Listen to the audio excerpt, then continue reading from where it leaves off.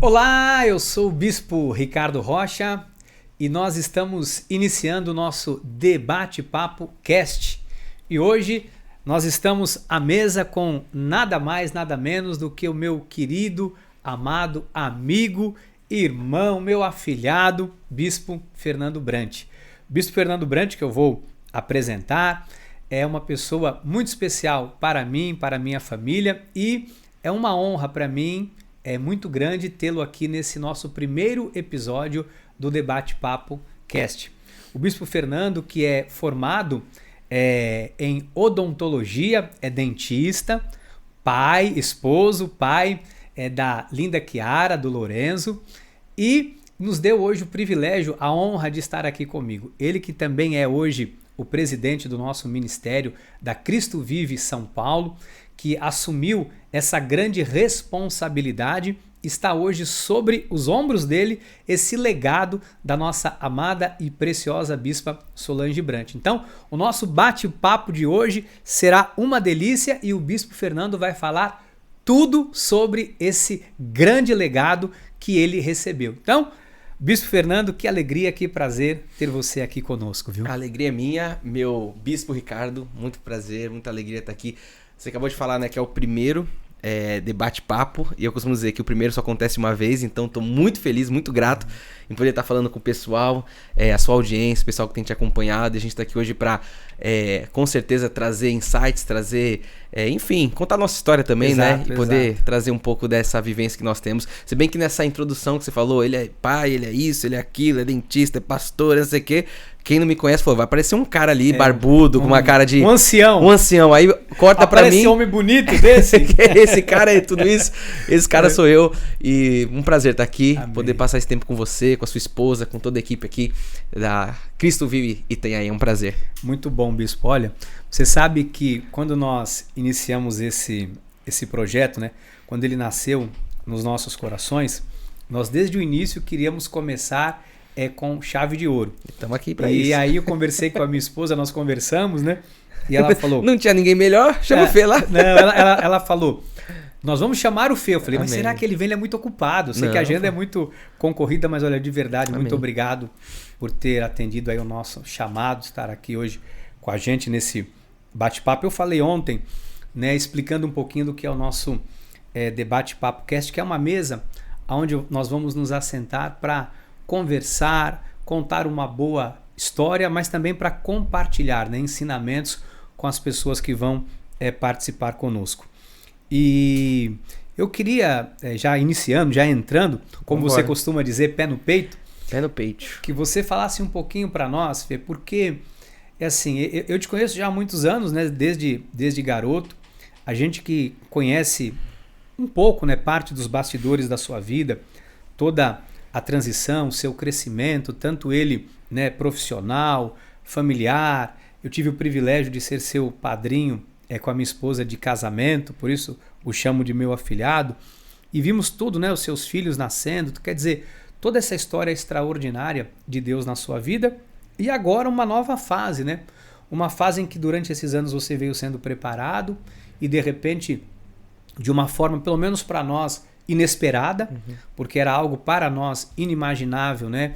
A partida, o retorno, o regresso da sua mãe para casa, e de repente você se torna, né, a pessoa hoje, o rosto da Cristo Vive, a pessoa da Cristo Vive em São Paulo, ou seja, toda essa responsabilidade está sobre você. E a gente olha, poxa, o Bispo Fernando é novo, como é isso, como tem sido esse processo de adaptação à família. Então, a gente queria ouvir um pouquinho aí do que você tem para nos falar. Sim, então, vamos lá.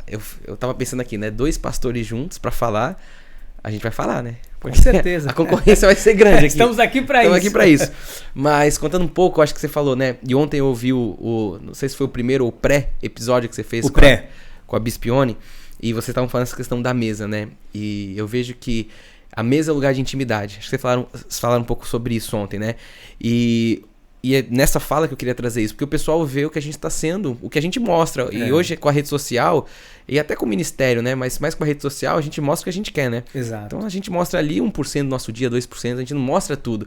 E as pessoas veem aquilo, às vezes acham que a gente tem uma vida, enfim, que a gente não tem desafios. Então essa proposta super interessante pra gente mostrar, na verdade, o que todo mundo deveria saber, é que nós somos seres humanos, que nós somos pessoas comuns, com as nossas lutas, com os nossos desafios, com os nossos sonhos. Como você disse, eu sou esposo, minha esposa, Cindy, que eu quero deixar também um recado aqui, amo muito ela, meus filhos, Lorenzo, Kiara.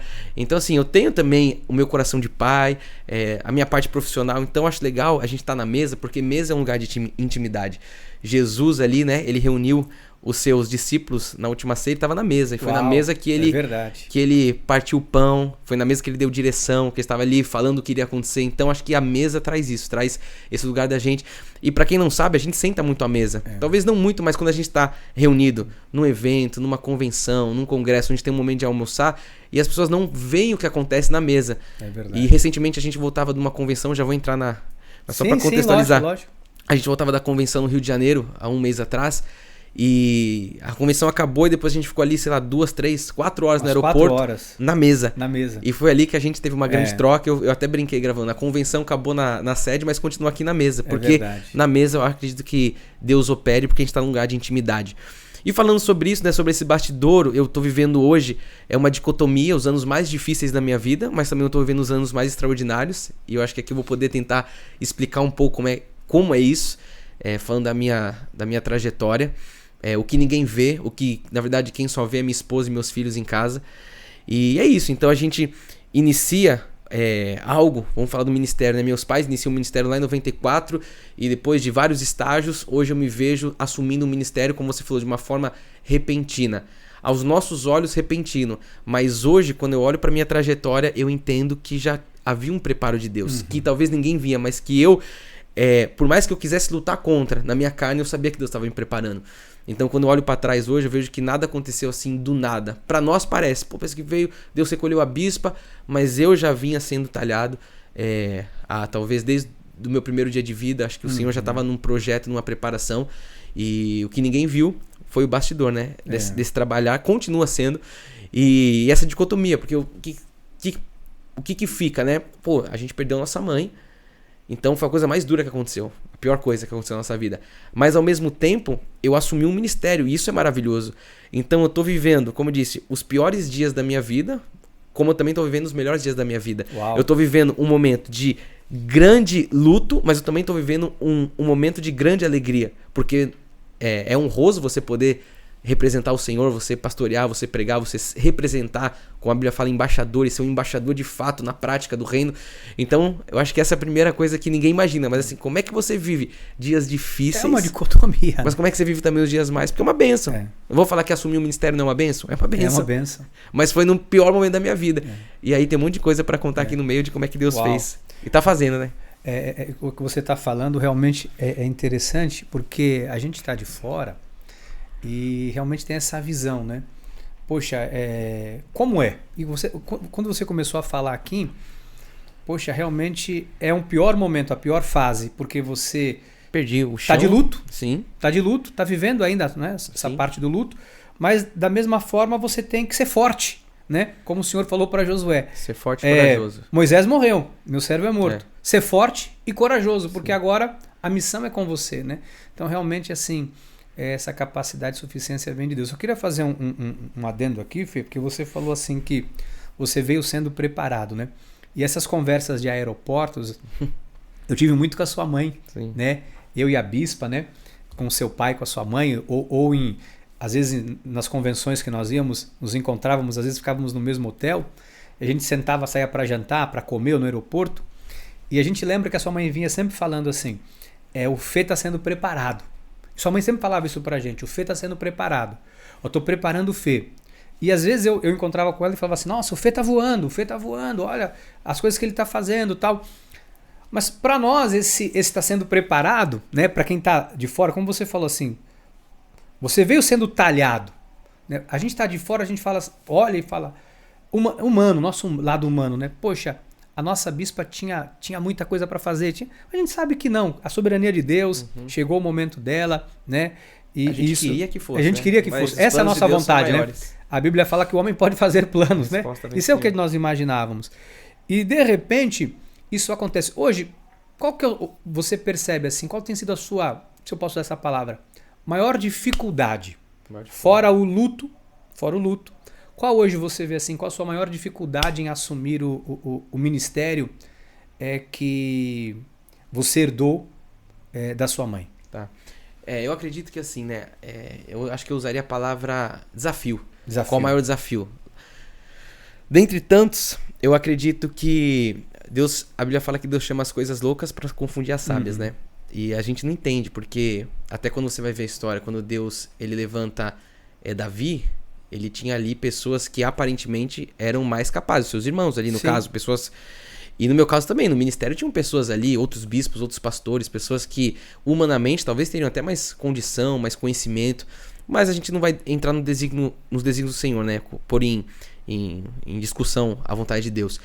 Então quando eu vejo assim, maior dificuldade, maior desafio, eu acho que é pela, talvez a minha, entre aspas, pouca idade, que eu acredito que não seja pouca, tenho 33 anos, mas quando eu assumi eu tava com 32 ali, 31 para 32 anos, é você ter que liderar espiritualmente pessoas que têm o dobro da sua idade. Então eu vejo que hoje isso é um desafio, talvez não para mim, mas eu acredito que talvez até para as pessoas. Para as pessoas. Eu sinto isso muito na pele.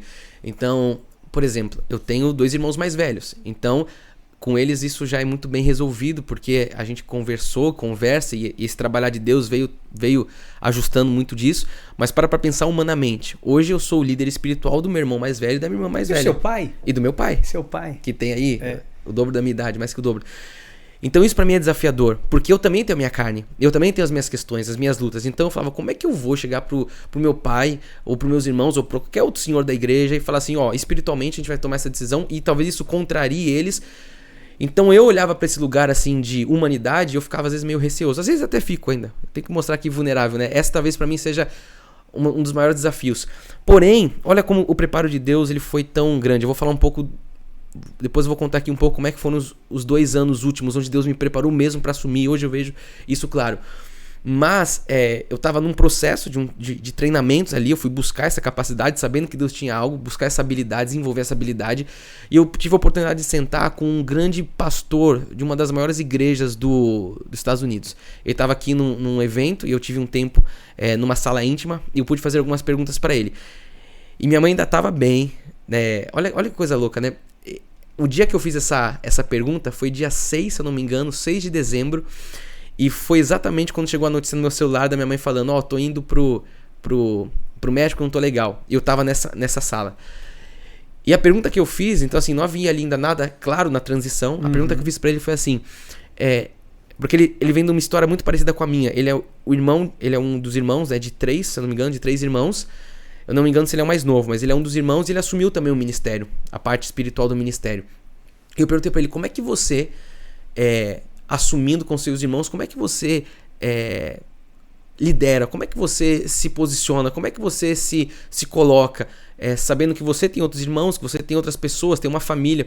Porque nós vivemos num ministério familiar. Não que isso seja ruim. Eu tenho uma ótima relação com meus irmãos, mas é um desafio para você. Sim. Agora, nós éramos juntos ali, nós éramos bispos auxiliares, nós éramos pastores auxiliares. Agora eu passo a ter uma posição diferenciada. Então, quando eu perguntei para ele, ele falou assim, você nunca vai entender o que é calçar sandálias dos seus pais. Foi a primeira frase que ele falou. Uau!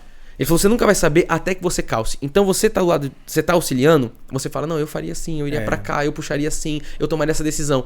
Só quando você sentar nessa cadeira que você vai ver que a coisa... peso, né? A responsabilidade não é a que você achava que fosse.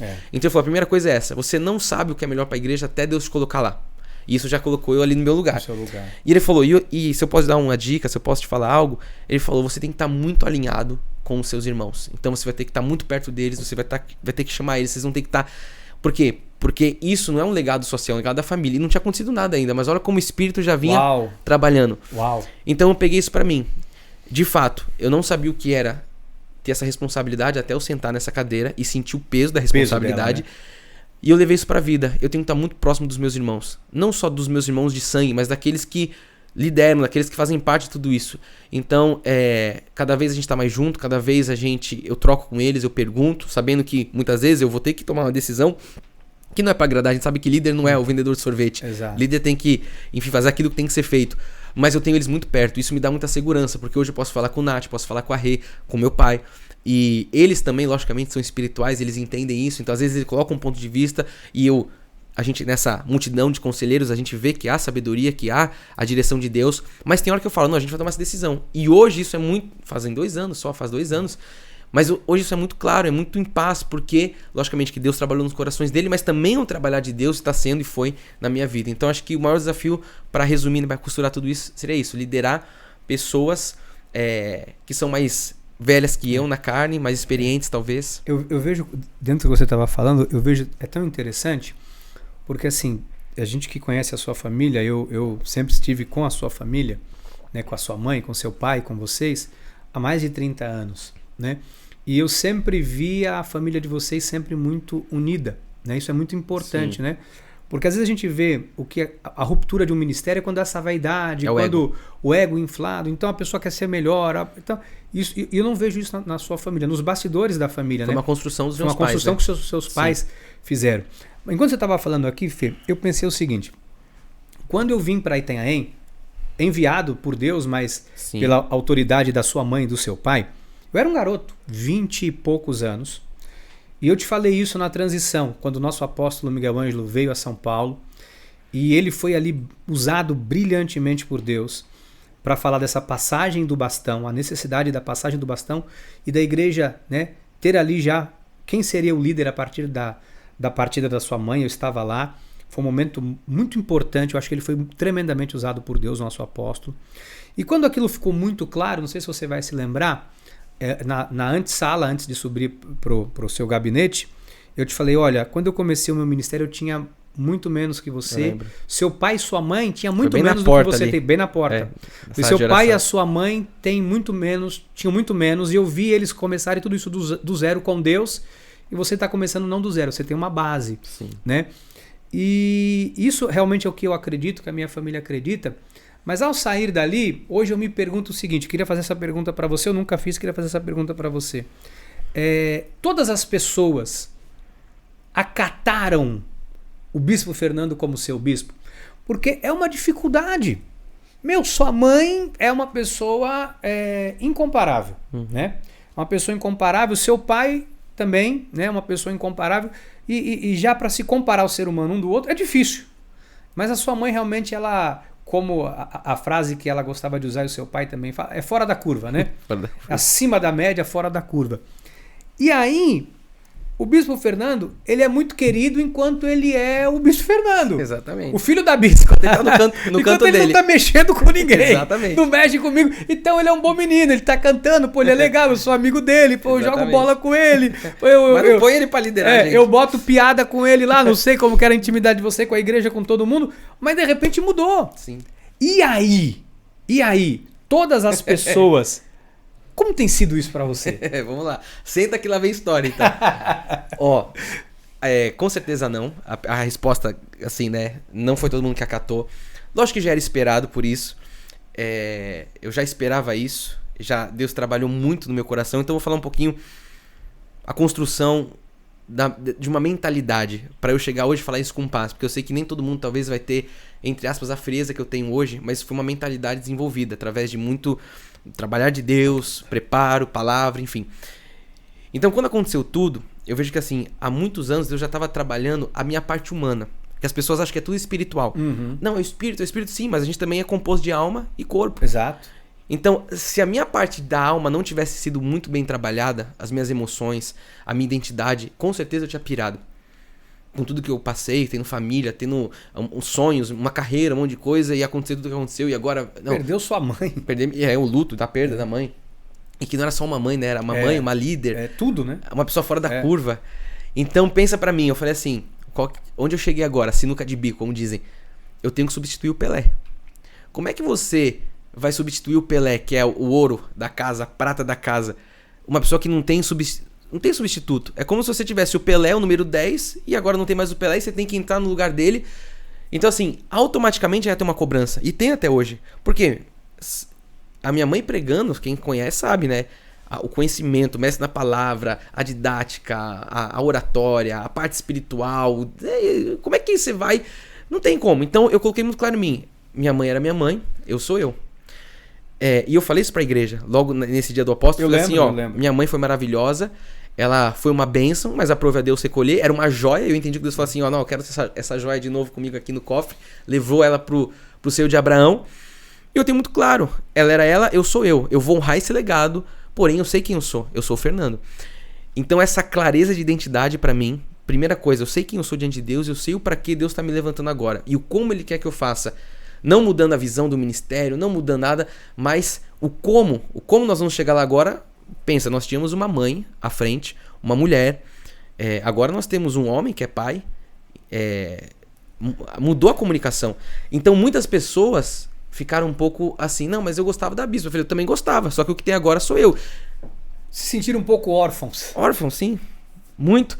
E então eu fui trabalhar essa expectativa de saber assim, ó, eu tô aqui pra fazer o meu melhor, mas não me compara a ela. Se você for tentar me comparar à minha mãe, você vai se frustrar, porque ela era única, mas eu também sou único. Então eu entrei numa final de campeonato com todo mundo querendo o Pelé pra jogar, mas o Pelé não tá mais. E agora você tem que ir lá e resolver. Tô fazendo uma analogia aqui muito grosseira, sim, mas... Não, mas é o perfeito. Mas pensa a pressão. Eu imagino. Pô, eu não posso bater chegar... o pênalti na final, né? No último segundo. Eu não posso chegar e dar qualquer coisa pra igreja. Uma palavra, abre um versículo aqui, a gente tem um padrão. Minha mãe colocou a régua... Alta. Então, assim, foi esse desafio, tá sendo ainda. Eu acho que muitas pessoas ainda falam isso. A igreja, de modo geral, foi muito amorosa. A grande maioria abraçou, porque são pessoas espirituais.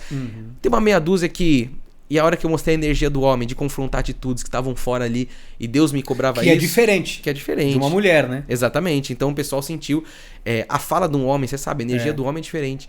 Então, mas eu entendo que é o que Deus tem para esse momento, senão ele não teria feito o que ele fez. Se a gente crê que Deus é soberano, se ele foi soberano para recolher minha mãe, ele foi soberano para me colocar. Exato. Que eu não era eu não falo isso com soberba, mas com clareza. Eu não era um puxadinho. Não, o plano era pra sua mãe, não deu certo, joga o Fernando. Eu entendo num desígnio de Deus. Não é um plano B, né? É um desígnio de Deus. Exatamente.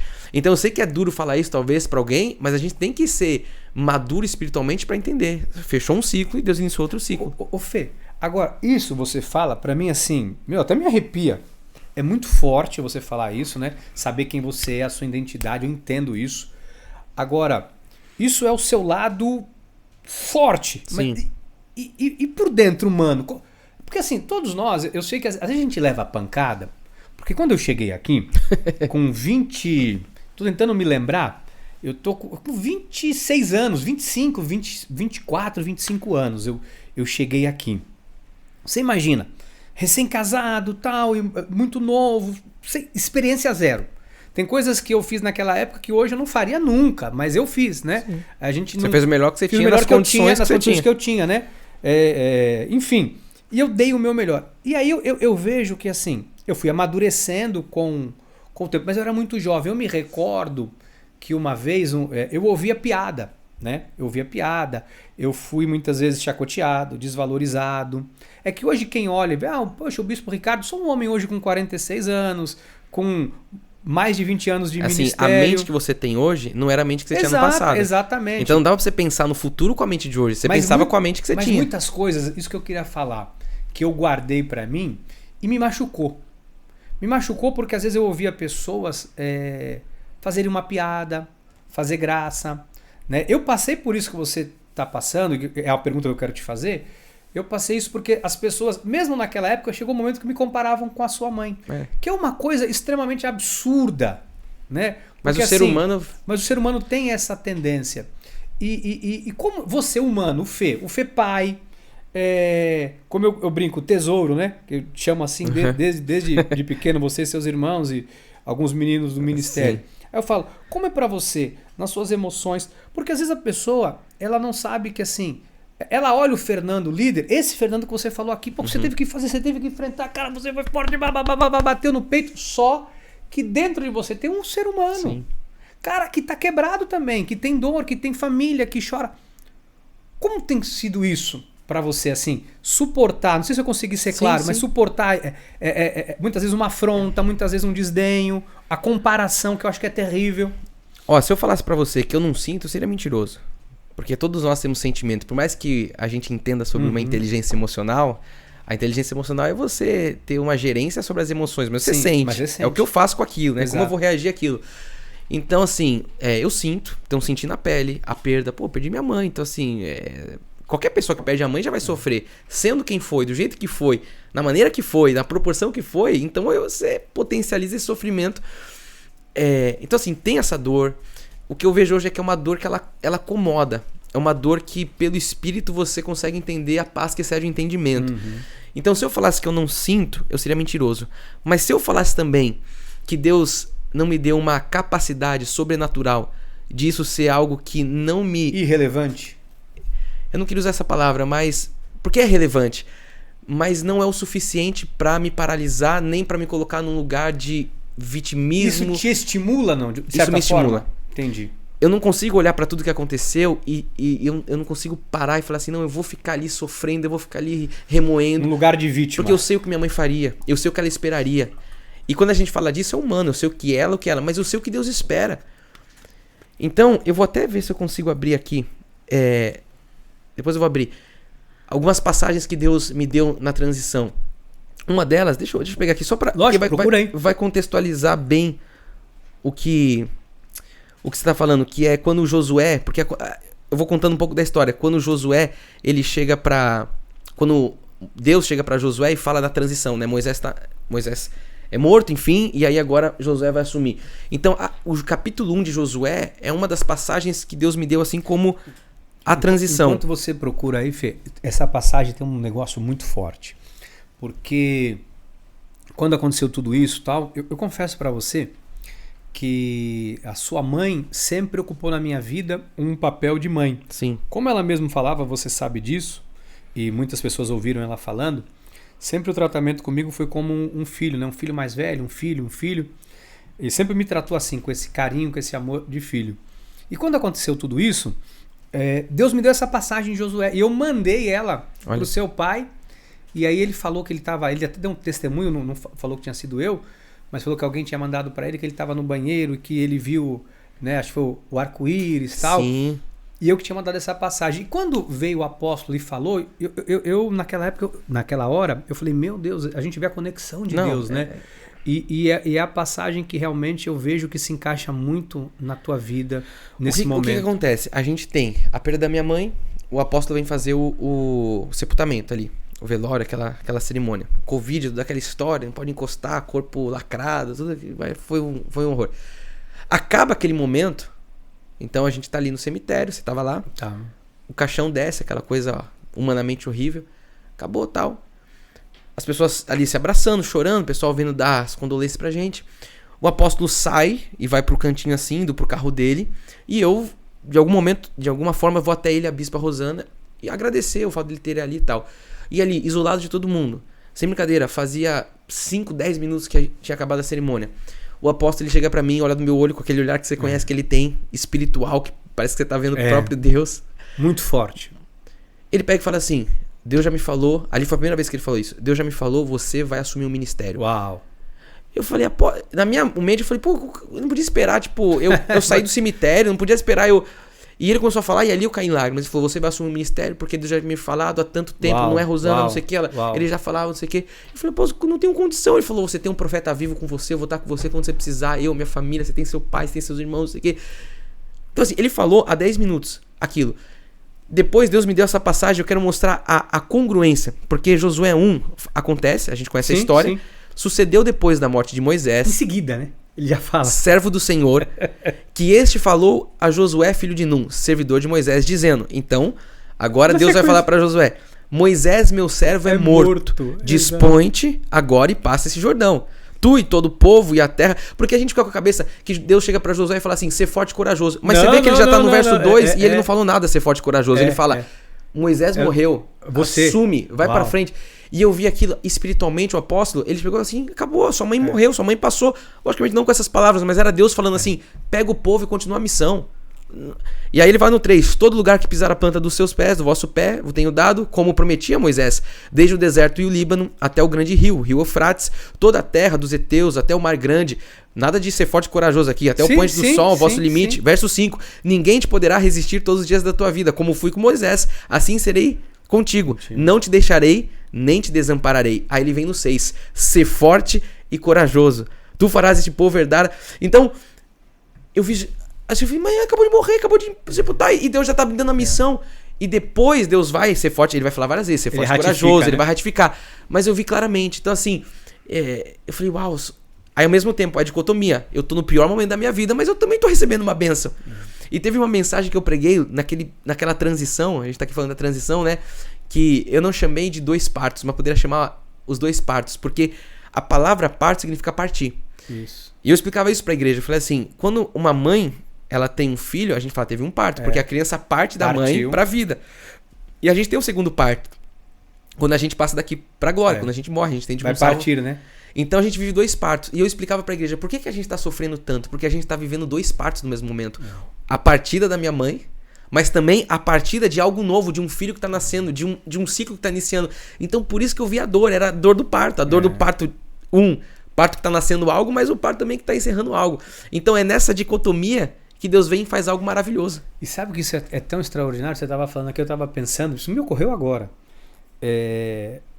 Moisés, quem era Moisés? O libertador, né? Um libertador, mas não era um homem de guerra como não. Josué. Não há uma comparação entre um e o outro, né? Então, na verdade, ele foi usado para uma grande missão e ele chegou onde ele tinha que chegar. E a partir daquele momento, então, eu penso que foi assim também, né? Sua mãe foi o canal de Deus para nos trazer até onde ela chegou e acho que cumpriu muito bem, diga-se de passagem, o chamado dela, né? Ela deixou mais do que um legado, né? Porque eu tenho um texto que eu guardo muito no meu coração que fala, quando se fala da oferta de Abel, que a Bíblia fala mesmo depois de morto, ainda fala, e eu vejo que ela continua falando. E minha esposa teve um sonho esses dias em que ela falou que via a bispa nitidamente com uma roupa, conversando com ela, e depois ela entra assistindo... Como é o nome, bem? Você estava assistindo? A gente estava numa mesa. Estava numa mesa, né? E estava assistindo o que ela fez, o Revelare. O Revelare. E a bispa estava esses dias assistindo o Revelare e falou que o mesmo sonho que ela teve, ela estava com a mesma roupa em que ela estava no Revelare. E que ela estava falando exatamente isso. Olha, eu tô aqui, eu tô com vocês, eu tô com o Fernando. Sim. E aí a bispa falou assim, hoje é aniversário da igreja, você não vai pregar, bispa, nesse sonho? E aí a bispa, aquele jeito dela, ela descrevia, eu estava enxergando ela na mesa sentada, e ela falou, não, agora daqui pra frente quem vai levar é o Fernando. Mas eu sempre vou estar aqui pro que ele precisar. E a gente entendeu exatamente isso, que realmente ela está aqui para aquilo que nós precisarmos, pelo legado, e o legado que ela fez e por aquilo que ela construiu. Porque, Fê, você é o que é, como disse Paulo, sim, me permita falar isso, pela graça de Deus. Mas, no entanto, por aquilo que você também viu nos bastidores da sua família. Sim. Porque eu conheço hoje, um monte de filho de pastor, tudo desviado. Os caras piraram, foram embora, abandonaram tudo, largaram tudo, né? Por conta de diversos problemas, coisas que enfrentaram, coisas que viram dentro de casa, os bastidores, né? Sim. Dentro de um lar, fez com que muitos jovens se afastassem da igreja, se afastassem do Senhor. Né? E tua mãe e o teu pai construíram justamente o contrário, né? Aproximaram você, seus irmãos, sim, do Senhor, né? Foi um grande feito. Eu sempre falo, né? É louvável você ver uma história de alguém que se desvia, depois Deus resgata. A gente sabe do amor de Deus, ele deixa as ovelhas, vai buscar, aquele passa, volta pro mundo, Deus traz, Deus restaura a vida. Mas eu sempre falo isso, mas no meu testemunho, falo isso, não por soberba, mas eu nunca precisei ir pro mundo, nunca precisei cair, tal. Por quê? Porque meus pais me instruíram. Eu falo assim, eles sempre falaram, o mundo é assim, você pode ir lá ver, você pode experimentar, mas a verdade está aqui. Então eu nunca quis andar de Fusca para saber que a Ferrari era boa, sabe? Melhor, né? Eu sabia, eu tava ali no melhor do Senhor. E que coragem também, né, do apóstolo Miguel Ângelo, sim, porque eu vejo uma ousadia, e foi assim, eu estava lá, né, quando muito jovem, muito garoto, quando nós começamos, não sei se você sabe dessa história, quando nós começamos o trabalho da nossa igreja, nós tínhamos acredito que você saiba, nós tínhamos um antigo ministério, todo mundo pertencia a esse antigo ministério. A graça começou a ser introduzida, mas o pastor, por conta de outras pessoas, enfim, ele não deu sequência no trabalho. E houve ali uma ruptura, então ele voltou para continuar com o ministério dele, o sistema legalista, da forma que ele queria. E nós começamos a nos reunir. E houve meio que uma dissipação. E eu me reunia, eu era muito jovem, garoto, com uma senhora, um grupo, fazíamos uns estudos. E aí essa senhora tinha muito acesso ao Rio, ela morou no Rio, e ela disse, olha, nós vamos trazer o apóstolo Miguel Ângelo para fazer um seminário. E quando nós arrumamos tudo isso, arrumamos um local, etc, etc, etc. É por causa do cinema lá, né? Que ele vinha. Não, foi na época do cinema. Ele fazia o culto era, cá. mas a igreja já tinha se mudado. Nessa época a igreja já estava onde é hoje. Havia sido construído ali já. Era o início da igreja. E eu me recordo que numa dessas, olha, o apóstolo vai vir, nós arrumamos um espaço lá na Duque de Caxias, no centro de São Paulo, etc. E aí, quem que a gente vai chamar? E a sua mãe, ela dava um curso, chamava-se Neon. Eu tenho até as apostilas até hoje guardadas, mais de 30 anos isso. E aí, olha, tem a Solange, tem o Rai, tem esse pessoal. E a gente saiu achando para convidar esse pessoal para poder vir, porque o apóstolo iria vir. E a pessoa que iria assumir para ser os pastores, que era no caso, não vou citar o nome, obviamente, fez uma coisa lá que totalmente inadequada, e eu me recordo quando o apóstolo chega para sua mãe, para seu pai, olha para eles, como olhou para você e falou assim, vocês serão os pastores de São Paulo. Não, pelo amor de Deus, a gente vai apoiar, a gente não dá, meu marido trabalha num cargo de executivo, não tem tempo, blá, blá, blá. Ele disse, não, Deus falou, é vocês. Então sempre a gente vê essa autoridade, ousadia do apóstolo Miguel Ângelo. Uma certeza em Deus, né? Uma certeza, e a gente vê que assim, é Deus, porque os planos de Deus não foram frustrados. Sim. Então o que eu queria dizer com isso? Que assim como aconteceu com a sua mãe, e nós vimos o respaldo de Deus, eu não tenho dúvida nenhuma que é o que já está, não é que vai, é o que já está acontecendo na sua vida, né? E a gente vê o resultado, né? Eu falava recentemente, né? Todo mundo pergunta, como é que tá a igreja agora? Como é que tá isso, aquilo? Eu falo, a gente, como um grande transatlântico, a gente passou por um mar muito revolto, com muitas ondas, mas hoje o barco continua, lógico, tem ondas, tem um luto que a igreja sente, tem a memória dela, mas hoje a igreja já navega em águas mais calmas, assim, o barco já... a igreja, o ritmo, né? E aí você vê que é a aprovação de Deus, né? Porque poderia ter... Na nossa humanidade, a igreja vai acabar.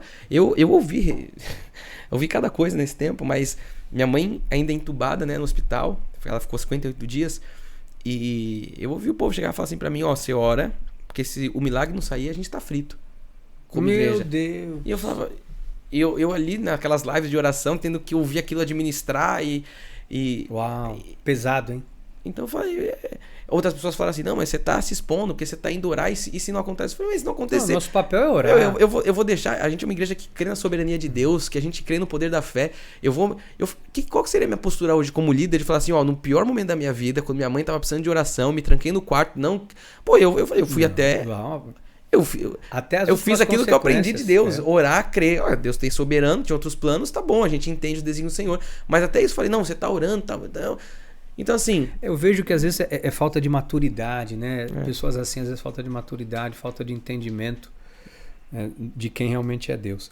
Ô Fê, fala uma coisa pra mim, hoje, a família, tua família, né, quando eu falo família agora é um núcleo menor, pra Cindy, pras crianças, como foi essa transição para eles? Porque também não foi só você, né? Não, é todo mundo, né? Todo mundo. Eu acho que para as crianças, porque são crianças assim, não sentem tanto.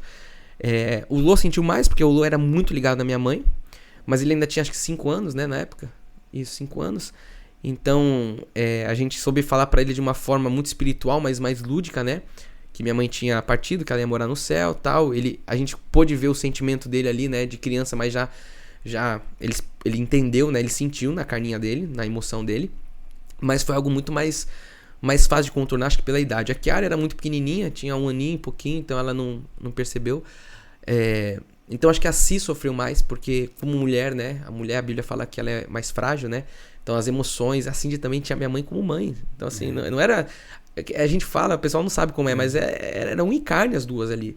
A minha mãe com as meninas, né? Com a Nath também, com a minha irmã, assim, a minha irmã é filha, mas com as meninas que, teoricamente, a gente sabe que Nora o ditado diz que Nora e sogra não se dão bem, né? Era fora da curva, como você falou, né? Muito bem, então assim, muito tinha uma intensa relação, em amor em tudo. Você tem noção, eu namorei com a Cindy desde os 16 anos, e nesse adolescente, desse namoro, terminava 2 vezes, a minha mãe era a pastora da Cindy, então ela ia se aconselhar e eu ficava doido em casa, porque minha mãe aconselhando a Cindy, que era minha ex-namorada, eu falava, você tem que dar nela, e ela, não, porque eu tô cuidando do coração da menina, então assim, Isso foi... Uau. Imagina só a relação. Que loucura, mãe, manda né, ela meu? embora. Não, tem que cuidar da menina, ela é boa gente e tal. Manda embora da igreja, eu não quero mais ela aqui. Ela fez isso, tal, falou isso, não voltar mais, você vai dar gabinete, vai cuidar da menina.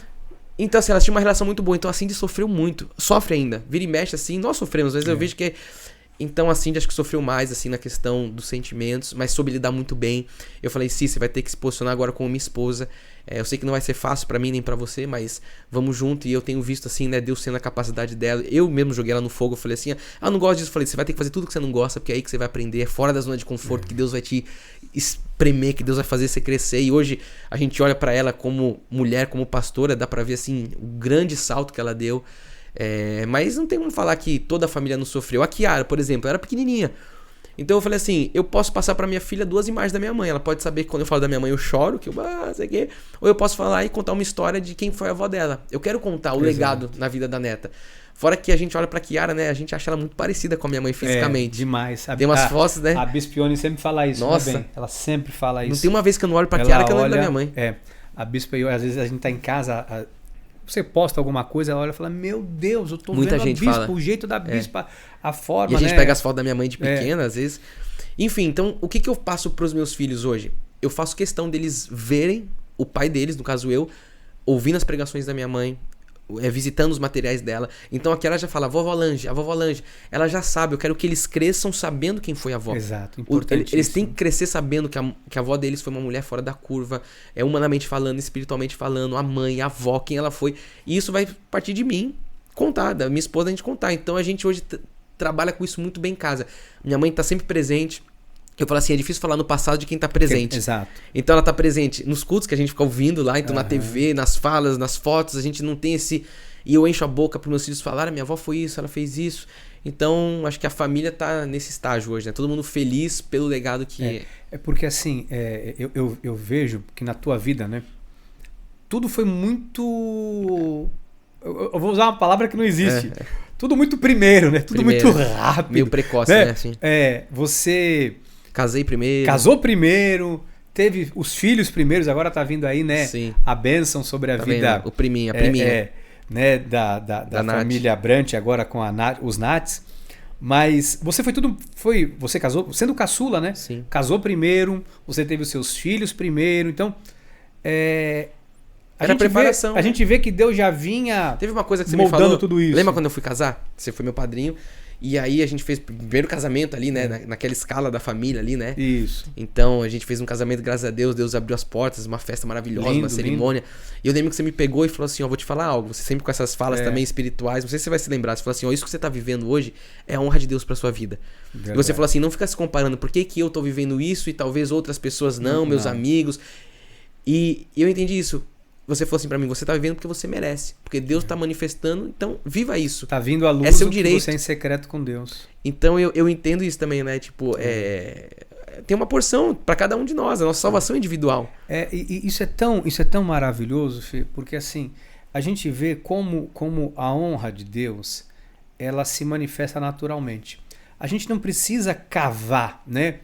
Cavar uma oportunidade, cavar algo. Tem que ser orgânico, você né? estava falando agora há pouco, né? Você falou, você é como Davi, né? Pô, o cara Deus pega as coisas loucas desse mundo para confundir as sábias.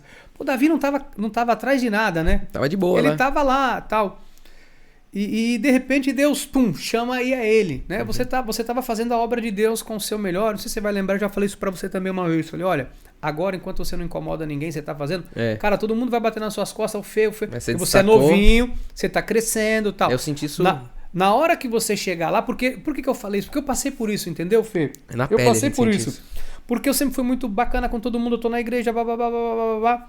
Só que de repente a história muda, você vai amadurecendo e tal. E aí as pessoas, quando elas percebem que assim... Você se destacou você espiritualmente. Se destacou, não porque você quis, você não cavou, né? A gente nunca cavou nada. Mas a história, cada um tem a sua, exatamente.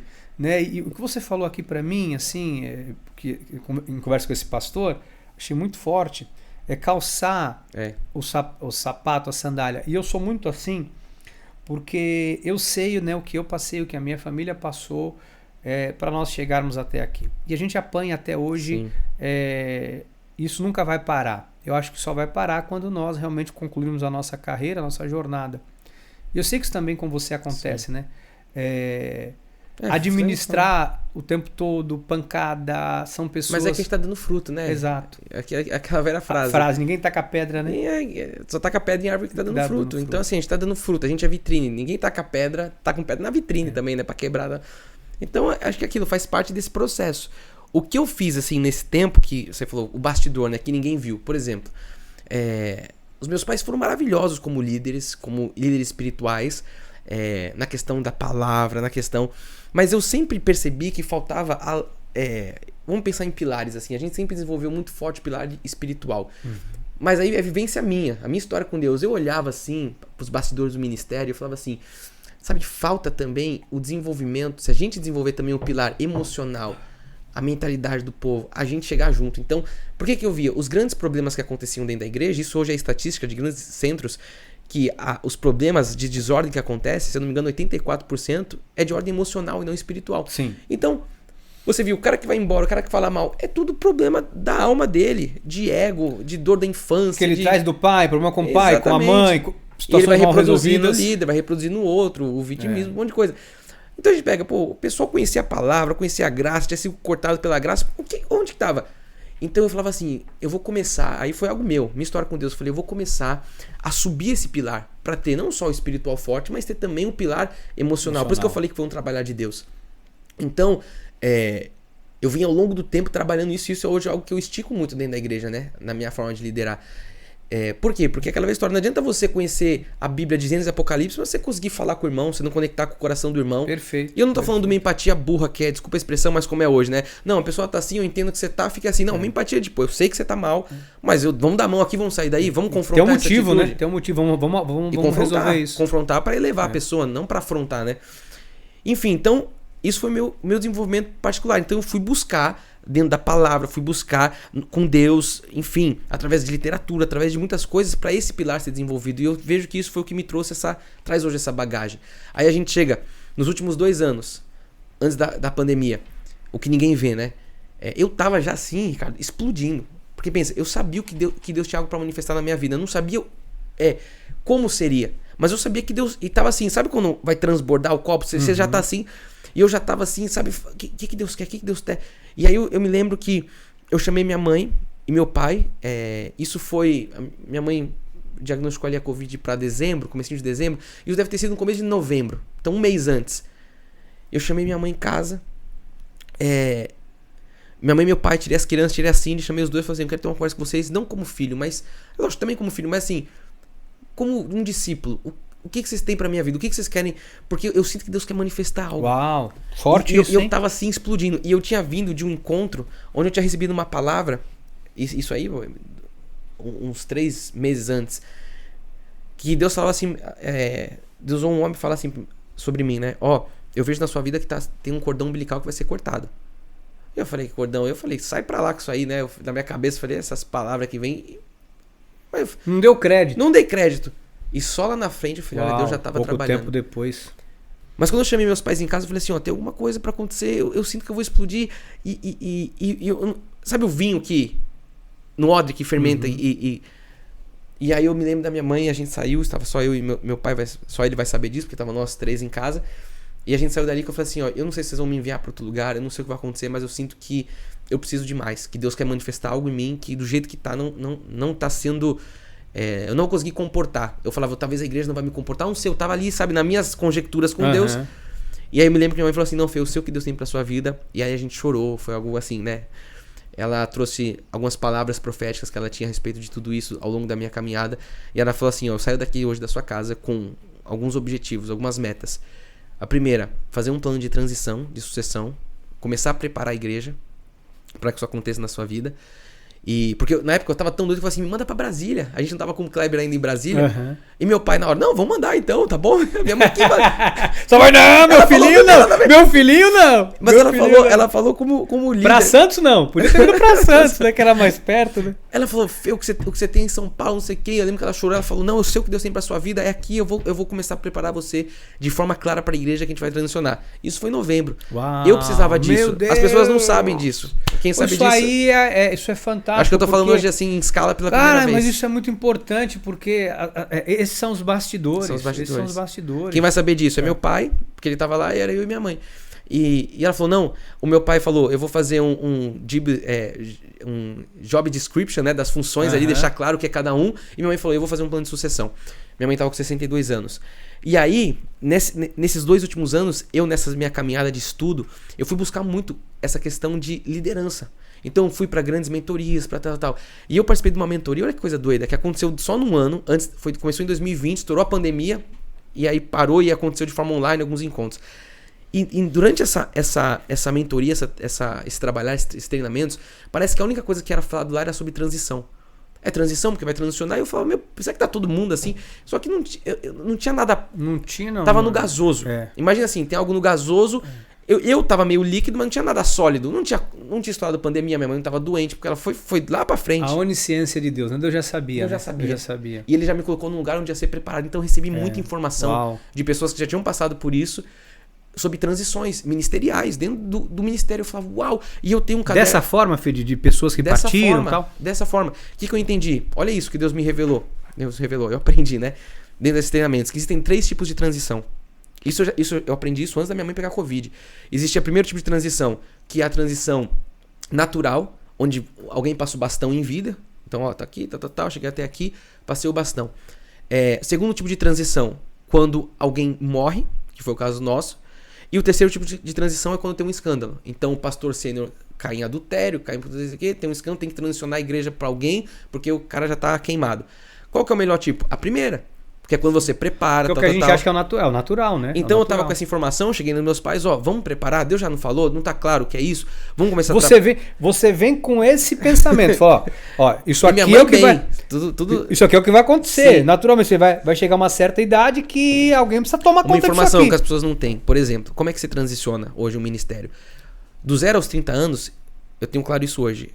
E é até bom falar pro pessoal ter, às vezes, essa clareza. Essa ciência. Do 0 aos 30, você está construindo.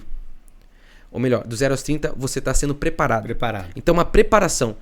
Então, o que acontece? Às vezes a molecada hoje com 20, 22, 23, 25 anos, não sei o que eu quero, Deus não me usa, não sei o que. Mano, até os 30 é uma preparação. Que é a maioridade judaica, né? Jesus é preparado do 0 aos 30 e tem 3 anos de ministério. Exatamente.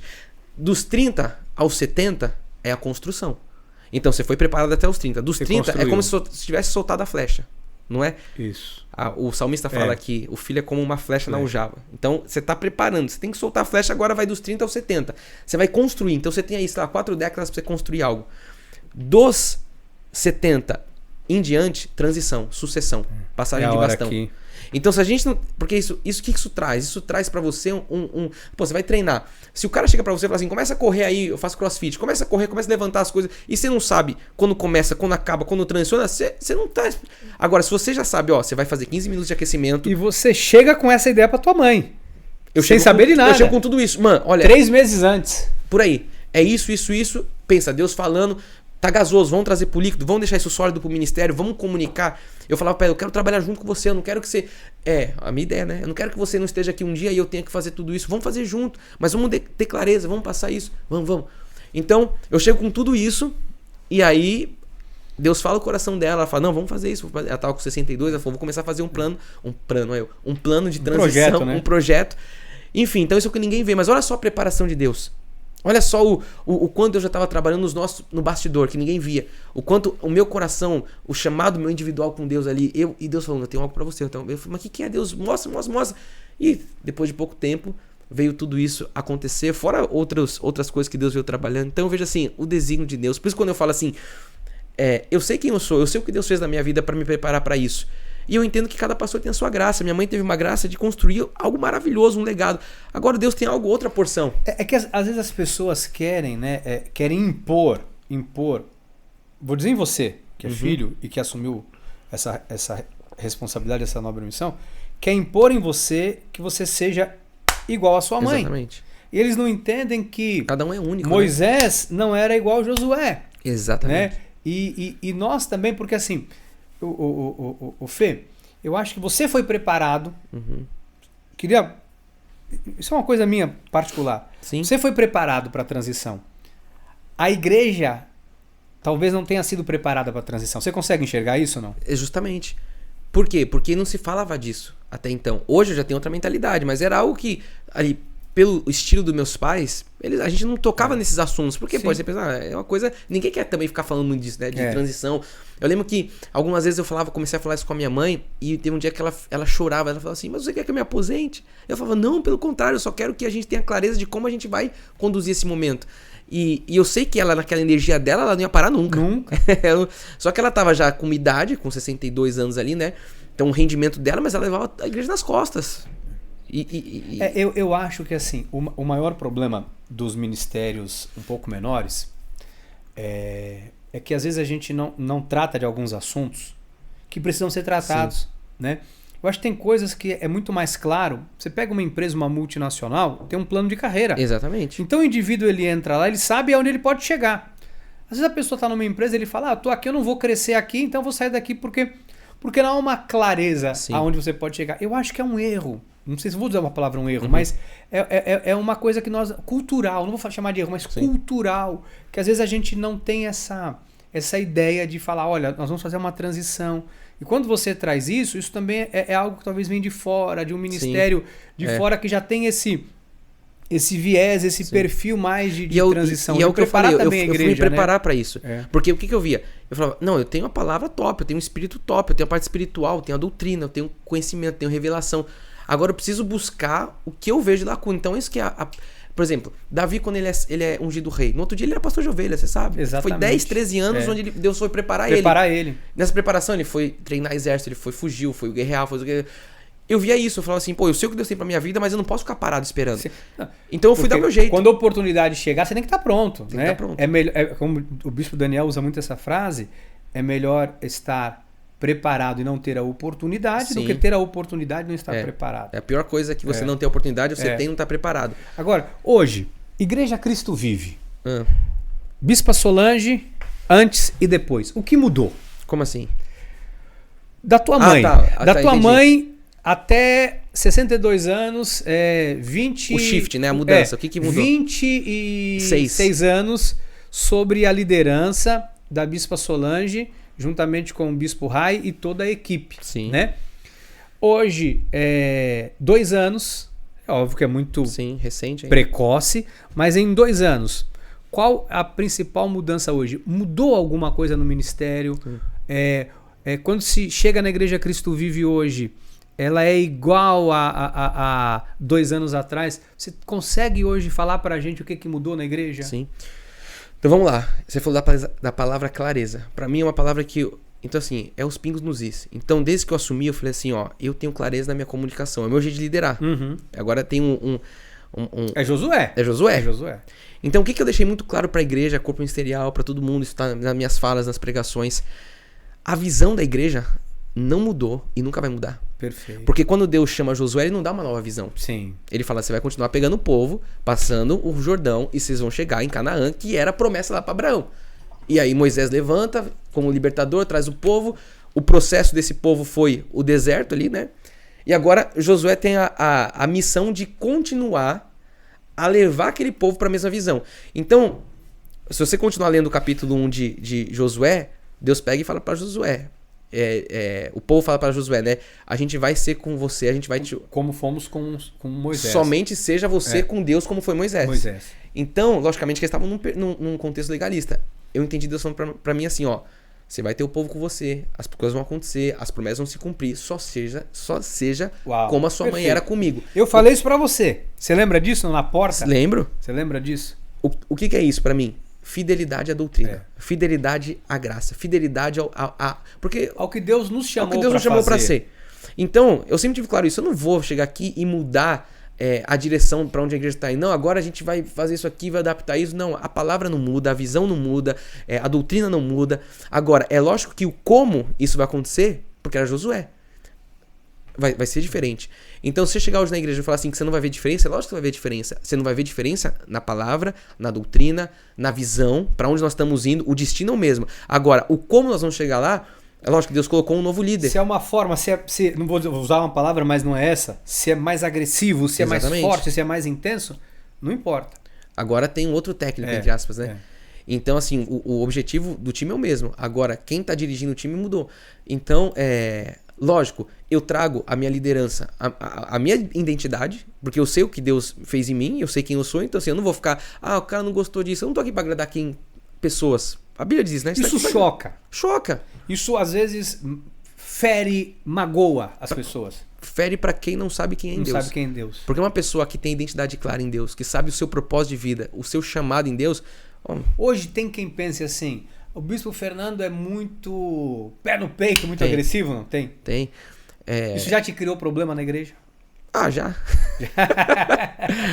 Nós estamos aqui de bate-papo pra falar tudo. Mas isso cria problema com quem? Com as pessoas que não sabem que elas são em Cristo. Entendi. Porque se eu sei quem eu sou, eu posso... Eu deixo muito claro, assim, Bispo Ricardo, eu vou te confrontar. Igual eu confronto meus filhos. E o confronto, ele vem em amor. Jesus confrontava. Sim. Só que quem não entende isso... Sua mãe me confrontou muitas vezes. Ninguém sabe como Sua mãe me confrontou. Acha que Seu era só... pai me confrontou muitas vamos vezes. almoçar. Não, pô. Isso tá errado. Não se faz assim. O que as pessoas não entendem? Que a gente tá ali pra confrontar posturas. Eu não tô aqui pra confrontar ou julgar o Ricardo. Eu tô aqui pra julgar as suas posturas. Então, Exato. o que eu falei? Isso aqui tá fora. Eu amo você em Cristo, mas isso aqui não pode. Eu não permito. Eu tenho clareza. Isso não faz parte da nossa cultura. Por exemplo, o que mudou? Minha forma de liderança é diferente. Então, por exemplo, eu trago alguns pré-requisitos. Como é que você escala o seu time? Eu até liguei pro apóstolo, ele sabe disso. Falei, apóstolo, eu posso desconsagrar uma galera? Ele falou, não. Pô, não é pra contar os bastidores? Ele falou, não, veja bem. Essa é boa. Teologicamente, o apóstolo manda uns podcasts, né? Se o apóstolo falar que pode, 10, pode, 15, né? 20, tem um áudio do apóstolo de 30 minutos, né? Pela transição dele me falando. É um podcast. E ele me corrigindo muitas coisas em amor. Acho que eu vou ter que trazer o apóstolo aqui pra contar essas histórias. Hein? Do lado dele, né? Do lado dele. Aí eu falei, apóstolo, sabe como é que é? Tem algumas posturas, já vem de tempo, sabe como é que é? Eu preciso tomar... Ele falou, não, veja bem, você vai chamar as pessoas, corrigir aquela coisa. Então, eu me orientei, fui buscar conselho com quem são as pessoas que podem me aconselhar, que estão sobre a minha vida. Enfim, mas tem coisa, por exemplo, o que eu prezo? Clareza. Eu trago alguns Cs da liderança pra eu formar equipe, pra eu... Então eu falei assim, eu vou ter que levantar a cultura. Como é que é levantar a cultura? Só pra você entender. Todo lugar tem uma cultura organizacional. Empresas, igrejas, condomínios, todo lugar que tem pessoas tem uma cultura. Ela pode ter sido criada intencionalmente ou não. Ou não. Mas existe uma cultura. Geralmente não intencional, Nem intencional. Né? É uma cultura do caos. É. Então o que acontece? É um rio, imagina um rio fluindo. Essa mesa aqui como um rio. Tem duas margens. Quanto mais baixa essas margens, menos água vai correr. Mais perto de um pântano. A cultura que não tem as margens altas, ela está com essas margens abaixadas, né? Você vai ter água parada. Então uma cultura que tá ali é o pântano. Então o que você tem que fazer? Você tem que começar a levantar a margem da cultura, para o rio começar a correr. Quanto mais alta as margens, mais flui. Então o que é isso? Eu vou levantar a cultura. E vou falar assim, não, a gente tem um padrão. A cultura é essa. Eu vou trazer a história do ministério, eu vou trazer biblicamente, tudo embasado, para que Deus nos chamou. E eu vou pôr os pingos nos is. Essa é a nossa cultura. A gente vai... O rio tem que correr assim, porque Deus nos chamou assim. E eu entendo que isso é o que Deus quer que eu faça. E você acha que isso não existia antes? Eu acho que de forma intencional não. Ok. E aí é o que eu falo. Uma das coisas que eu vi como lacuna, eu falei, isso aqui a gente pode melhorar. Porque desenvolvemos muito espiritual, mas e a questão das pessoas, do dia a dia, tal, foi onde eu fui. Eu quero depois te fazer uma pergunta. Tá, deixa eu só fechar da cultura. Fecha. Então, por exemplo, o que eu tenho? Os 5 Cs. Primeiro C, tem que ter caráter. Se o cara não tem caráter, ele não vai nem chegar perto de mim, não vai andar comigo. Ele pode, lógico, tá na igreja. Eu tô falando agora na parte de liderança, Sim. equipe, bastidor. Sim. Caráter. O que é caráter? Lealdade. O que é caráter? Pessoa que tá junto. Essa coisa, tamo junto até onde? O meu tá junto até a glória. Então assim, se a gente vai caminhar junto, você sabe como é que é. A gente tá aqui de mão dada, a gente não vai soltar do arado. Então caráter é o primeiro. O que mais que a pessoa precisa ter? Competência. Ninguém quer trabalhar com gente incompetente. Isso às vezes as pessoas não entendem. Então assim, eu quero não é que não louvor, serve, não é que não ame, mas é pra isso, não dá pra você Não dá fazer. pra isso, vamos achar onde você tem competência. Todo mundo tem uma competência. É. Então tem que ter caráter, tem que ter competência. Quais que são os seus skills, né? As habilidades, tipo, a pessoa, eu não sei o que tem uma nota musical. Você não vai cantar, a não ser que vai desenvolver essa habilidade. Então, caráter e competência. O que eu faço um parênteses aqui, para as pessoas entenderem que hoje a juventude, a galera vai buscar sempre a competência. Não, vou me desenvolver, vou fazer isso aqui. Tem que buscar, tem. Mas hoje aquilo, eu já vejo o caráter, ele vale mais. Por quê? Você vai ver quantos pastores você conhece que tem uma competência, sabe pregar, mas perdeu o caráter, caiu, adultério, ou caiu em corrupção. O cara pode ter a competência que for, mas o caráter dele colocou a competência dele. Destruiu tudo. Destruiu o ministério. O cara quando chega sabe falar, sabe envolver, sabe pregar, não sei o quê. Mas caiu em caráter. Então o caráter ele vale mais que a competência. Por isso pra mim que ele vem primeiro. Competência. Depois, conexão. Você tem que ter conexão com as pessoas. Você vai trazer as pessoas pro seu... É time. Então assim, se eu trouxer... Se o cara não... Então, se estiver conectado, ele se torna pesado. E aquele cara... O cara pode até vir de fora. Mas você vai... Se o cara é pra estar ali, você vai criar conexão com ele. Então tem que ter caráter, competência, conexão. Outra coisa importante que a gente não falava muito, cultura. Que é onde tá... Onde você Eu acho que isso pega muito, né? O que as pessoas antigas elas têm resistência com a cultura. Por quê? Porque antes era uma cultura não intencional. Agora tem alguém que está criando uma cultura intencional. E eu bato nessa tecla. Então assim, o que o Fernando está trazendo? Trazendo cultura, clareza, papéis, responsabilidades, direitos, tudo isso. De forma clara. Rio da cultura, margem alta. Então o cara que antes ficava... tô aqui, sabe o corpo mole? Hoje ele não penetra mais. Hoje o cara, a conversinha do café contaminado, sabe? Tem um cara que fala assim, o café da sua empresa tá contaminado. O outro falou, como assim o café da minha empresa? É um cafezinho, sabe? Aquele cara, veja bem. Essa voz eu tô matando. E todo lugar tem essa voz. Todo lugar tem. A cultura. Só que o que acontecia antes? Tinha que chegar lá na gente. Não, já passou por hoje mata na ponta. O cara que chega não penetra. Aquele que tá lá, ele já... Opa! Não penetra porque a cultura tá forte. Legal. Então, antigamente, isso aí vai minando, é o inimigo. Então tô fechando a barreira. Conexão, cultura, competência, caráter e chamado. A pessoa tem que ter um chamado. Tem que ter. Qual que é o seu chamado? Aí é individual e também no coletivo. Aí é com Deus, né? E aí você tem um chamado, mas também pro corpo aqui. Então assim, essas coisas, o que mudou? Eu bato nisso o dia inteiro, Ricardo, com a minha equipe. Então assim, gente, o que a gente vai prezar aqui? Caráter. O que a gente vai prezar? Eu falo em toda a minha fala, eu deixo isso claro. Então a pessoa que estava até então na zona de conforto, dando um João sem braço, falando de jogando um espetinho, a conversinha de corredor, esse cara não consegue mais penetrar. Entendi. Hoje, pelo menos na liderança, não consegue mais. Isso acaba fazendo o quê? Retém e expele. Expelindo muita gente, né? Aqueles que não estão alinhados, mas também, por outro lado, aproximando. Aproxima. Então, o que você faz? Você cria uma cultura forte. Eu sei que eu tô retendo pessoas, só que eu retenho pessoas de qualidade, com a mesma visão. Com a qualidade. mesma visão. Tá expelindo outras? Era esperado.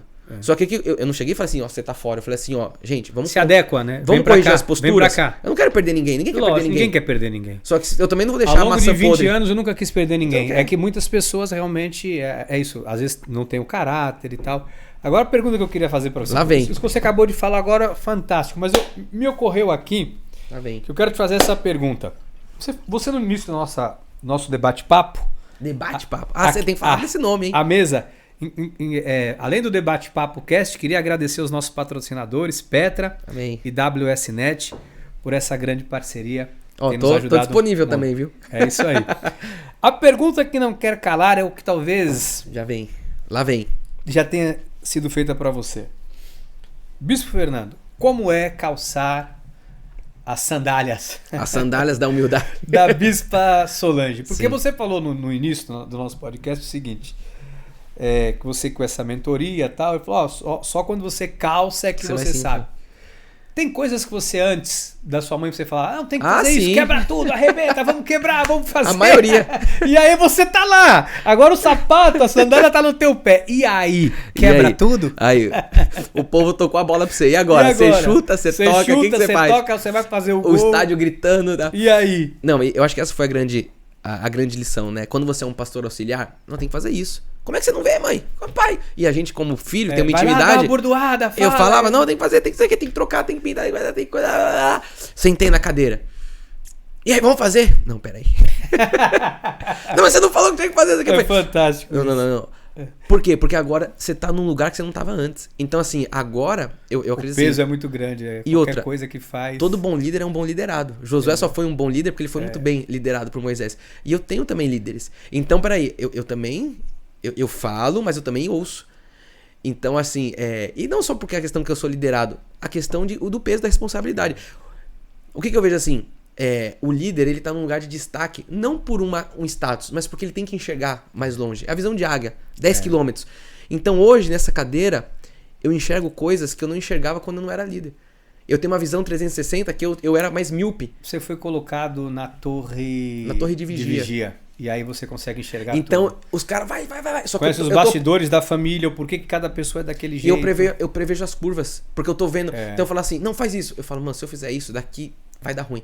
Então eu não faço. Só que a pessoa não tem a sua visão, como eu não tinha antes. É. E ela não vai entender porque Ela você... não entende. Ou porque Por que você não toma, faz? ou porque você toma tal... Ou porque você também tolera algumas coisas. Porque aí a gente às vezes tem É que permissivo, suportar. não sei o quê, só que você sabe, não, não se eu apertar aqui... O próprio Jesus ensina, né? Às vezes o joio, ele tá crescendo no meio do trigo. Você tem que E saber. ele fala, vai lá, arranca, vamos. Vai tirar vamos o trigo junto. Na verdade, o trigo sai junto. E aí, você mata o trigo que não é para matar. Tem que ser o Senhor a fazer a poda eu ali. fiz essa pergunta porque... às vezes até acontece comigo, né? Às vezes meu filho também. Que você tá na mesma posição hoje, né? Meu filho às vezes vem, pai, nós temos que fazer tal coisa, tal. E a gente olha o financeiro, a gente olha tudo, tal. E você fala, meu. Você vê os colaterais dessa decisão, o que isso vai gerar. O que essa decisão pode gerar, o que isso pode implicar, Sim. né? Algumas coisas. Então, é interessante para as pessoas saberem. Eu né, acho que também é a curva do aprendizado, você vai se tornando mais maduro, né? Mas eu acho que realmente a gente só amadurece quando o chinelo, quando a sandália, quando o sapato, né? Tá no nosso quando pé. Você sente. Porque aí você vai ter que caminhar. Eu acho que, enquanto filho, quanto auxiliar, a gente caminha muito nas costas do líder, né? Minha mãe tinha as costas largonas. Então você vai nas costas e você vai ali e tal. E de certa forma você não tem a responsabilidade. Como você falou, né? São as contas que têm que ser pagas da igreja, Sim. né?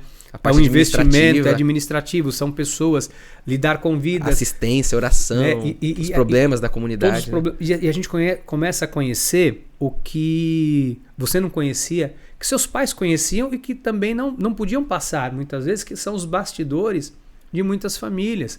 Então, às vezes, né, você vê, não sei se você hoje vê dessa forma, nós temos pessoas que estão passando por algumas coisas que às vezes há um julgamento por alguém, a pessoa é assim. Só que quando você conhece a fundo a história daquela pessoa, você fala, olha, essa pessoa está passando por isso, essa pessoa tem um... A pessoa não tem a informação que você tem. Exatamente, tem uma razão, tem um motivo. Algumas pessoas trazem consigo traumas terríveis e a igreja durante muito tempo a gente tratou como?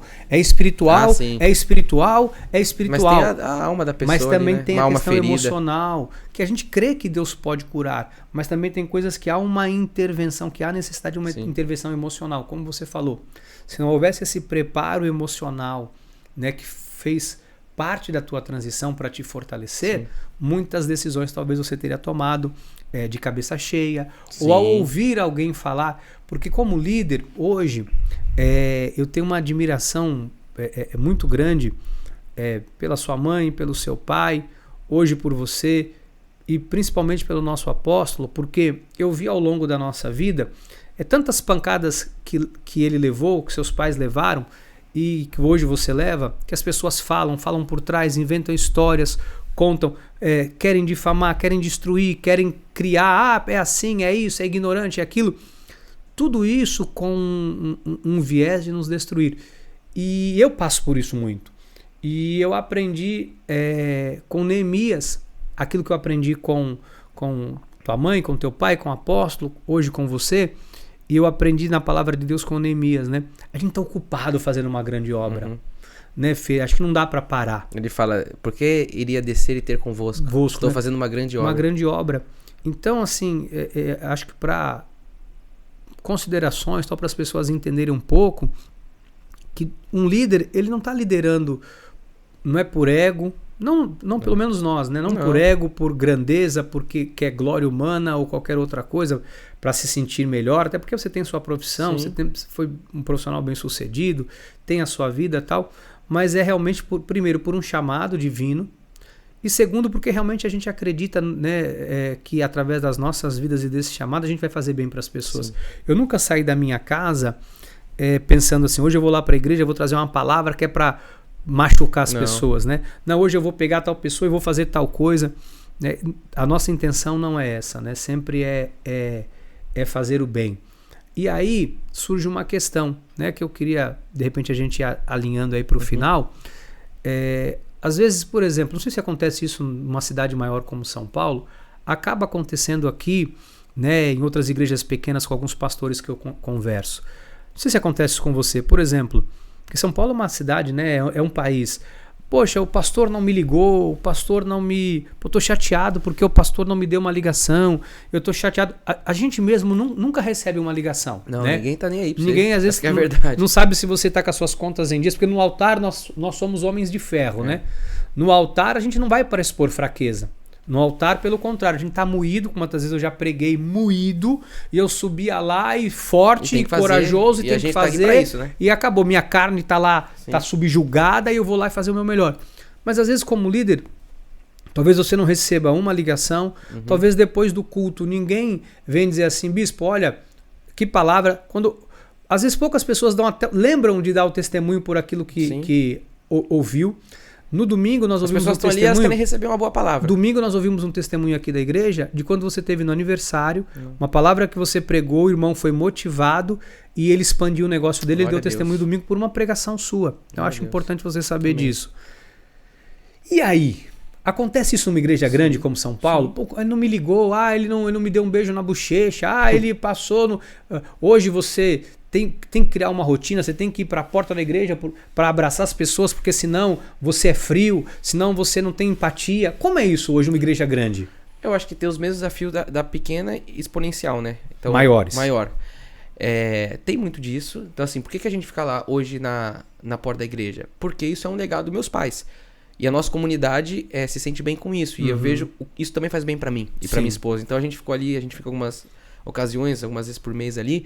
E é muito bom você abraçar as pessoas, né? É gostoso estar no meio do povo. Eu sou do povo, né? Você sabe, a gente é Sim, sempre, chão de fábrica, como falam, né? A gente é chão da igreja.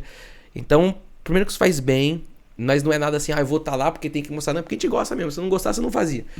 Mas mesmo fazendo isso, mesmo amando, a gente vai ouvir. Porque as pessoas, elas vão transferir sempre as responsabilidades dela pro altar. Então, o pastor não me ligou recentemente, né? Eu tava falando pra você agora no carro. Recentemente, um casal de 18 anos da igreja se desliga da igreja porque ele falou que, segundo eles, né, os últimos 2 anos ele não se sentiu amado. Pessoa da liderança. Aí eu falei, mas os últimos 2 anos eu perdi minha mãe, a igreja perdeu a líder, eu tive que transicionar a carreira, tive que assumir a igreja, responsabilidade financeira, responsabilidade com as pessoas, doença. Eu sendo jogado, espremido pelo Senhor. E aí você tá reclamando que eu não te liguei, sendo que mesmo assim a gente deu assistência, a gente ligou, tal. Então você vê, vai ter em todo lugar. Mas se Deus não tivesse trabalhado no meu coração, eu tava despedaçado. O irmãozinho tá indo embora. Fala, amado, a responsabilidade é sua. Em nenhum momento também você me ligou e perguntou como é que eu tava. E você sabe que eu, durante muito tempo, eu quis ser Deus, né? Eu sempre falo essa palavra. A gente queria... não pode perder ninguém, não pode sair da igreja. A gente ia procurar, babá. E hoje, às vezes, essa questão da autorresponsabilidade...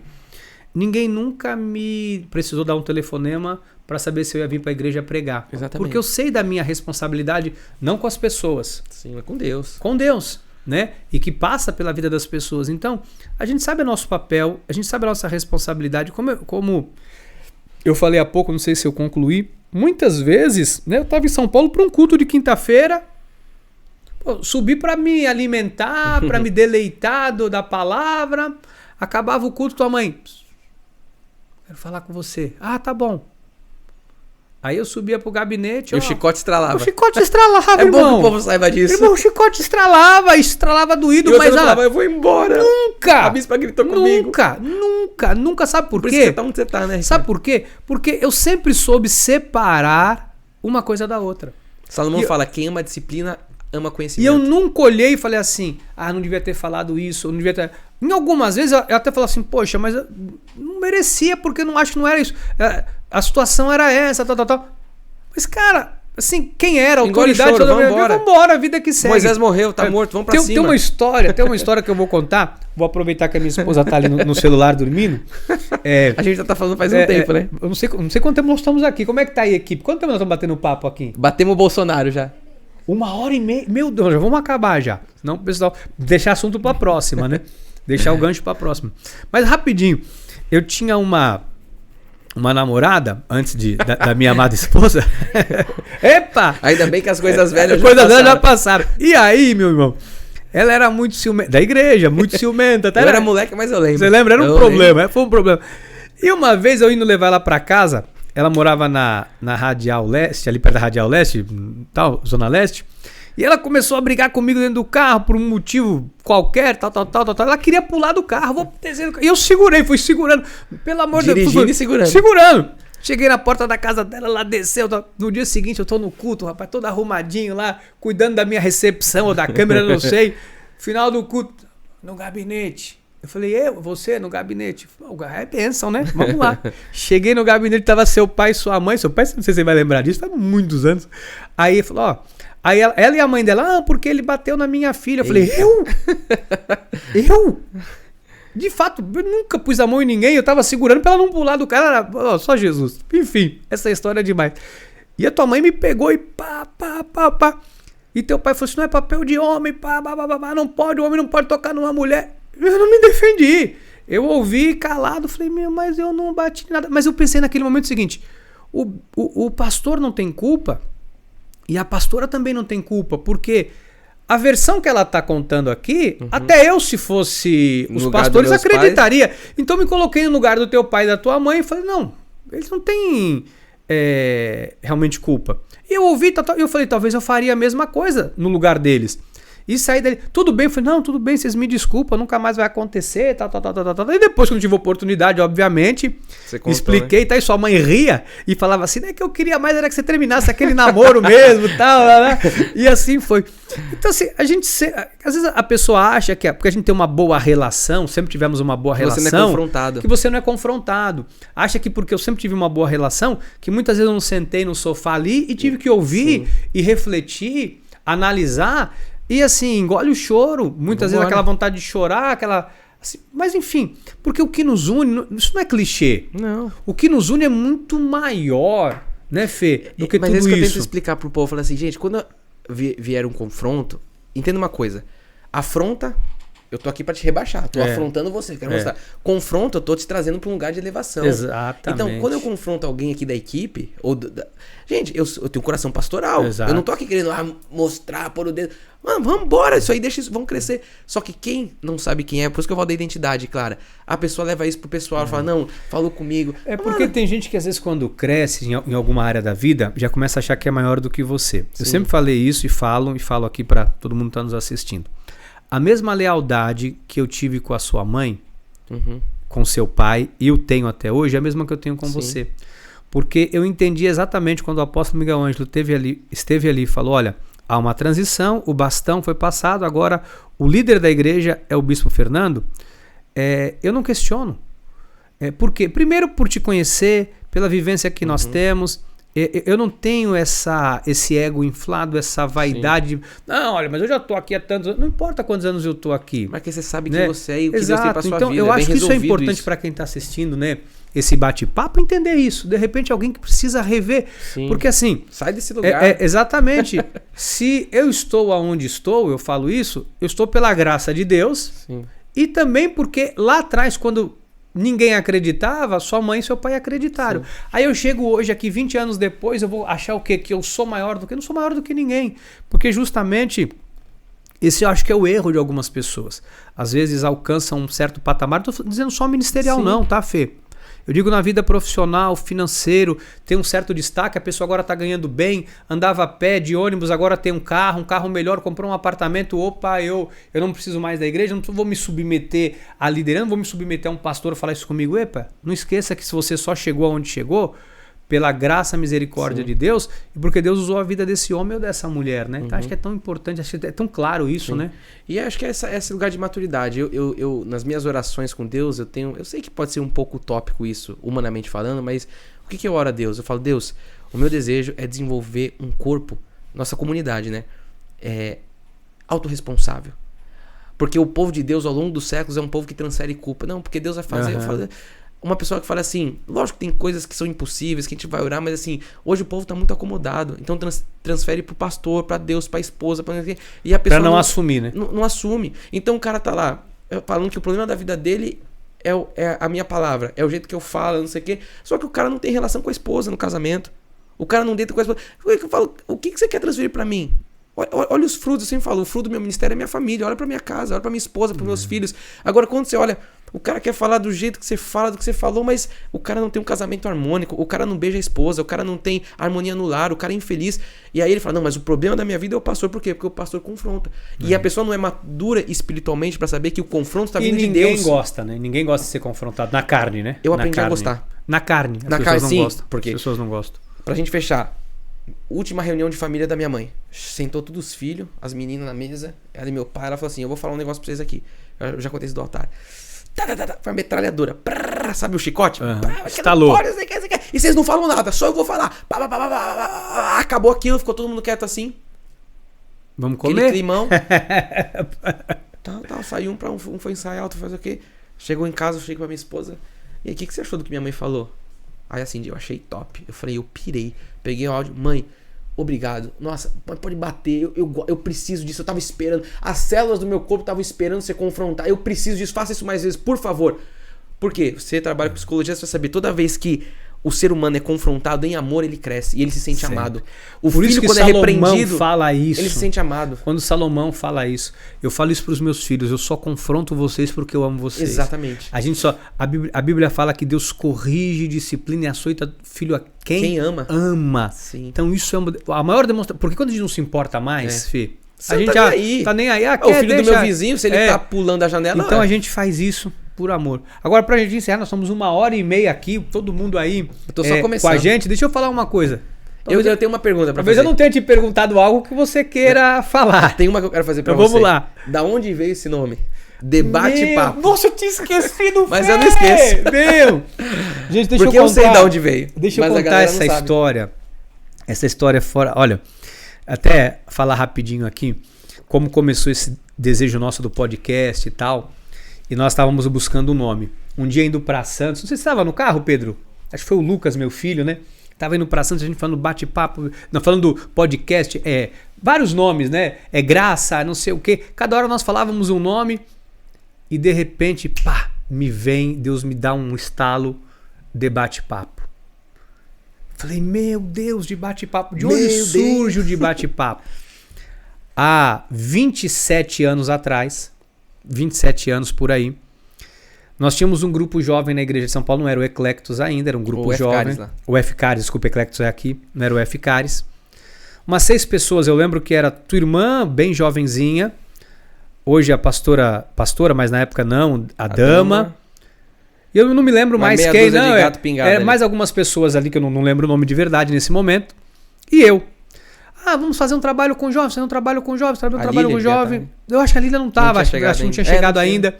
E eu, vamos fazer um trabalho com jovens, E como vai ser? E eu lembro que na época a Xuxa fazia isso aqui é bom pra vocês fazerem em casa. O Bispo Ricardo assistia a Xuxa. A Xuxa, quem não assistia? E ela fazia se inspirou na Xuxa. Ela fazia um momento em que ela ficava sentada entrevistando alguém, batendo papo. Só que era tipo de um debate.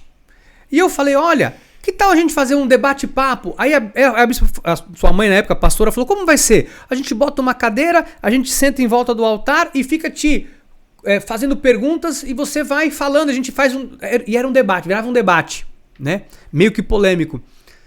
Diferente do que a gente faz aqui, que é um bate-papo gostoso, mas era muito, muito agradável, porque a gente fazia uma pergunta sobre aborto, como que você acha do aborto? E ela falava, porque a Bíblia diz isso, era nesse sentido. E Deus me fez lembrar esse nome.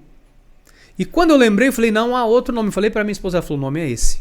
Olha. E aí a gente traz hoje para a mesa, depois de 27 anos, né, aquilo que iniciou no F-Caris com os grupos de jovens, 6 jovens na Igreja Cristo Vive de São Paulo há 27 anos atrás. Hoje é o que eu trago para essa mesa, nesse mesmo formato.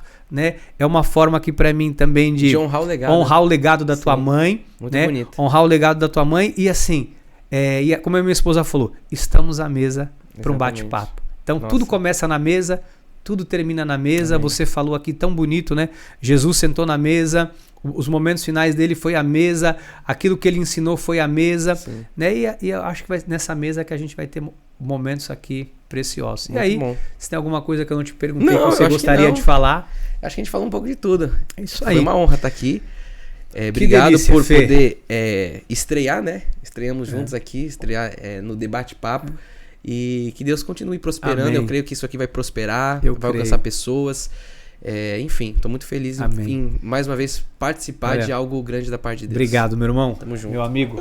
Opa, muito obrigado. Obrigado por ter aceitado o meu convite, se assentar aqui nessa mesa comigo e conte sempre com a minha vida, com a minha família. Você Estamos também. juntos. Estamos juntos. Eu honro o legado da tua mãe, honro o legado que hoje é seu e tenho certeza que Deus vai fazer muito mais. Amém. Gente, esse foi o nosso Debate-Papo Cast de hoje, o primeiro de muitos, e quero trazer o Bispo Fernando aqui para falar outras coisas, ou em outro momento ele com a Bispa Cindy, com a família. Opa. Enfim, é nessa mesa que nós vamos sempre estar de bate-papo. Até o nosso próximo episódio.